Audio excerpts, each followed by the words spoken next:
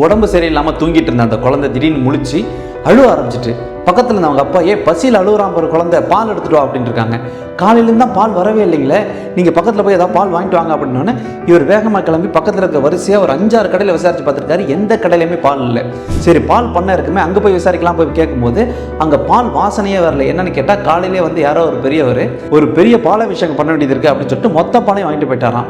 அது ஒரு குழந்தைங்க கூட பால் இல்லாத அளவுக்கு மொத்தமாக கொடுத்து விடுவீங்க என்னங்க நீங்கள் அப்படிங்கிற மாதிரி புலம்பிட்டு அங்கேருந்து வந்திருக்காரு. வெளியில் வந்து ஒரு கோயில் வந்திருக்கு. அங்கே உள்ளே போயிட்டு அர்ச்சகரே பாலாபிஷேகத்துக்குன்னு பால் வச்சுருப்பீங்களே, அதில் 2 டம்ளர் மட்டும் பால் எனக்கு கொடுங்க, என் பிள்ளைக்கு ரொம்ப அவசரமாக தேவைப்படுது அப்படின்னே. பாலே இல்லையாப்பா, நான் அபிஷேகத்துக்கு கூட பால் இல்லாமல் கஷ்டப்பட்டுட்டு இருக்கேன் அப்படின்னே. இங்கேயும் பால் இல்லையா அப்படின்னு வெளில வந்து பார்த்தா பால் இல்லைன்னு நிறைய பேர் பேசிட்டு போயிட்டு வந்திருக்காங்க. அப்போ தான் இவர் தெரிஞ்சிருக்கு பால் ஊர்லேயே கிடையாது, யாரோ ஒருத்தன் மொத்தமாக எடுத்துகிட்டு போயிருக்கான். யாரா அவன் மொத்தமாக ஊருக்கே பால் கிடைக்காம என்ன அப்படி அபிஷேகம் பண்ண போகிறான்னு யோசிச்சுட்டு இருக்கும் போதே மனைவி கிட்டேருந்து ஃபோன் வந்திருக்கு. அவங்க பக்கத்து வீட்டு அக்கா கிட்ட பால் பாக்கெட் இருந்துச்சான், அதுலேருந்து கொஞ்சம் கொடுத்துருக்காங்க, அதை நான் பிள்ளைக்கு கொடுத்துட்டேன், நீங்கள் வாங்க அப்படின்னோடனே இவங்க வேதனையோடு அவர் போயிருக்காரு. வீட்டுக்கு போயிட்டு குளிச்சு கிளம்பி அவர் வேலைக்கு போயிருக்காரு. ஒரு செக்யூரிட்டியாக வேலை பார்த்துட்டு இருக்காரு. அங்கே போனோடனே உத்து பார்த்துருக்காரு. அங்கே ஒரு இடத்துல மறைவாக வச்சு பாலை பிளாக்ல வித்துட்டு இருந்திருக்காங்க. இதை பார்த்தோன்னே இவருக்கு பயங்கரமாக கோவம் வந்துருச்சு தன்னோட முதலாளி மேலே. இந்த பால் எல்லாத்தையுமே அங்கே இருக்கிற இளைஞர்களுக்கு வித்துட்டு இருந்திருக்காரு. இவர் போயிட்டு இப்படி ஒரு அநியாயம் நடக்கலாமா அப்படின்னு சொல்லிட்டு சரி நமக்கு ஒரு பால் பாக்கெட் தேவைப்படுதுன்னு அங்கே இருக்கிற ஒரு பால் பாக்கெட் எடுத்துகிட்டு திரும்பும் போது கரெக்டாக கையும் களவுமா முதலாளி பிடிச்சிட்டாரு.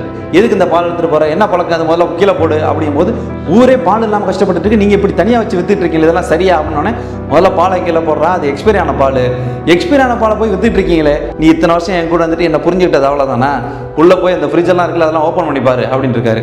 இவர் சந்தேகத்தோட போய் ஓப்பன் பண்ணி பார்த்துருக்காரு. உள்ள எல்லாமே ஏகப்பட்ட பால் பாக்கெட் இருந்திருக்கு, பால் கேன்லாம் வேறு இருந்திருக்கு. ஊரில் யாருக்குமே பால் இல்லாமல் மொத்த பாலையும் நீங்களே வாங்கி வச்சு இப்படி விற்கலாம் பார்க்குறீங்களே, இது உங்களுக்கே நியாயமா அப்படின்னு கேட்டிருக்காரு. டேய், இன்னைக்கு 2 பெரிய ஹீரோவோட படம் ரிலீஸ் ஆகுது. வழக்கமாக இந்த மாதிரி கட் அவுட்டுக்கு பாலாபிஷேகம் பண்ணுறேன் அப்படிங்கிற மாதிரி நினச்சிக்கிட்டு ஊரில் இருக்கிற எல்லா பாலையும் வாங்கி கொண்டு போய் அதில் ஊற்றிட்டு வந்துடுவாங்க. எவனுக்கும் பாலும் கிடைக்க போகிறதில்ல. அதனால தான் நேற்று நைட்டு எக்ஸ்பைரி ஆன அத்தனை பாலையும் வாங்கிட்டு வந்து இங்கே வச்சுட்டு அவங்ககிட்ட நான் விற்றுக்கிட்டு இருக்கேன். இப்போ அந்த கட் அவுட்டுக்கு ஊற்ற போகிறது எக்ஸ்பைரி ஆன பால். இன்னும் கொஞ்ச நேரத்தில் இந்த ஆர்ப்பாட்டெல்லாம் அடங்கினதுக்கப்புறம் இங்கே இருக்கிற பால் மொத்த ஊருக்கும் சப்ளை ஆயிரும். அப்போ நீ வாங்கிக்கலாம். இப்போ உனக்கு என்ன பால் தானே வேணும், பால் எடுத்துகிட்டு போயிட்டு சீக்கிரம் வா அப்படின்னு அனுப்பிவிட்ருக்காரு. அந்த பாலை எடுத்துக்கிட்டு தன்னோட சைக்கிளில் வீட்டுக்கு போயிட்டு வந்திருக்காரு வேகமாக. அப்போ தூரத்தில் தியேட்டரில் பாலாபிஷேகம் பண்ணிட்டு இருந்திருக்காங்க கட் அவுட்டில்.